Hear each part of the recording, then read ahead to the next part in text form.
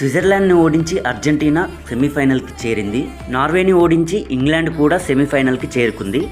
దీంతో ఇప్పటి వరకు France, Spain, England, Argentina teams FIFA World Cup సెమీఫైనల్కి చేరుకున్నాయి. ఈ క్రమంలో ఒక గొప్ప కోఇన్సిడెన్స్ అయితే జరిగింది.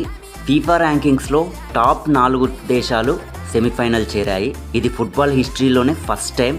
మళ్ళీ ఇకపైన కూడా జరుగుతుందో జరగదో, ఇంత రేర్ కోఇన్సిడెన్స్ ఇది. అయితే సెమీఫైనల్ 1లో ఫ్రాన్స్, స్పెయిన్, సెమీఫైనల్ 2లో ఇంగ్లాండ్, అర్జెంటీనా ఫైనల్ స్పాట్ కోసం తలపడనున్నాయి. 2022 వరల్డ్ కప్లో ఫైనల్స్లో అర్జెంటీనా, ఫ్రాన్సే తలపడి అర్జెంటీనా గెలుపొందింది.